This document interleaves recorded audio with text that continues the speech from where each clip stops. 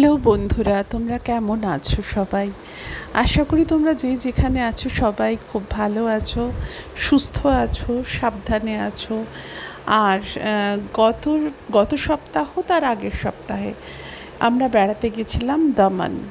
Actually আমার কদিন ধরে ফোনে কিছু প্রবলেম হচ্ছিল, তাছাড়া একটু একটু ডিস্টার্বড ছিলাম।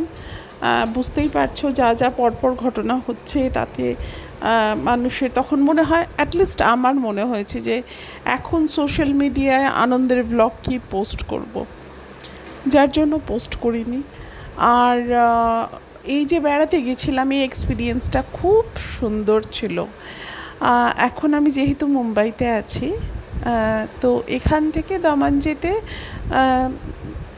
আমার মেয়ে জামাইয়ের গাড়িতে গেছিলাম। তো ওই এক্স্যাক্ট টাইমটা আমার মনে নেই, তবে ওই মোটামুটি ঘন্টা তিনেকের একটা টাইম স্প্যান ছিল।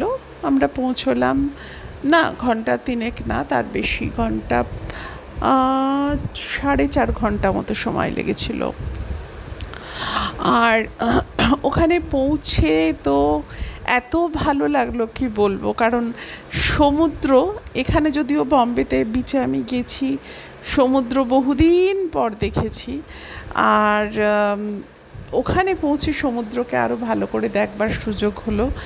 আমরা যখন দিনের বেলা পৌঁছলাম, সেই ক্লিপিংটা না জানি না এর মধ্যে আছে কি না, আমি মানে মানে আমার মনে হয় ওই ক্লিপিংটা মিসিং আছে। আমরা যখন পৌঁছলাম তখন সমুদ্র একদম বিচের যে রেলিংটা রয়েছে তার একদম গায়ে এসে লাগছে। আর বিকেলবেলা যখন গেলাম সানসেটের সময়, তখন কিন্তু সমুদ্র অনেকটা দূরে, আর একদম রকি বিচ, সেই পাথরগুলো পেরিয়ে অনেকটা দূরে যেতে হয় সমুদ্রের কাছে। তো এখানে আমরা খাওয়া দাওয়া করেছিলাম। এই হোটেল কাম রেস্টুরেন্টটা খুব সুন্দর ছিল, আর এর মানে ইন্টেরিয়ার্সটাও খুব খুব খুব ভালো ছিল।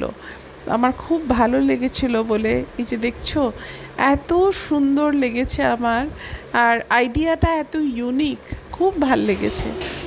আর ওদের মানে হসপিটালিটি কাম ফুড এত ভালো ছিল, এত ভালো প্রত্যেকটা জিনিস, মানে ফুডের টেস্ট, কোয়ালিটি প্লাস মানে সার্ভিস এত ভালো ছিল যে বলার কথা না।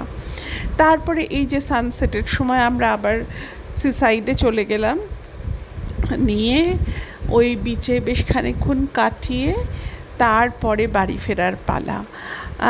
আমার জামাইয়ের আর কলিগের দুটো ফ্যামিলি তারা গেছিল। তো সবাই মিলে আমরা বেশ আনন্দ করেছিলাম সেই দিনটা। বাড়ি ঢুকতে ঢুকতে রাত্রি 11টা বাজলো। তো সেটা মানে 11টা না, 11:30, 11:45 এরকম।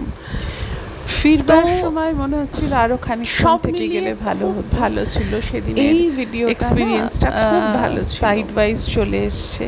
যাই হোক, এই যে রকি বিচ দেখছো, তো সত্যি প্রকৃতির মধ্যে কত বৈচিত্র্য। এই ফিরবার সময় আমাদের এই বিচে গিয়ে তারপরে খানিকক্ষণ সময় কাটি, আর এত সুন্দর অ্যারেঞ্জমেন্ট, এত পরিষ্কার, এত সুন্দর করে সাজানো যে আমি কি বলবো, মানে মুগ্ধ হয়ে যাবার মতো। পরিষ্কার পরিচ্ছন্ন, ওয়েল মেনটেনড, এবং খুব যত্ন নিয়ে সাজানো জায়গাটা। মানে সত্যি ওরকম জায়গা ছেড়ে আসতে ইচ্ছা না করাটাই স্বাভাবিক। তবু এই যে ফিরতে হচ্ছে আমাদের, বাড়ি ফেরার তারা তো সকলেরই থাকে।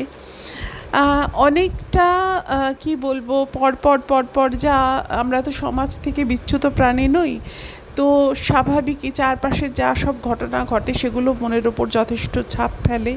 কিন্তু এই একটা সুন্দর স্মৃতি নিয়ে ফিরবার সময় মনটা ভালো হয়ে গেল অনেক দিন পর।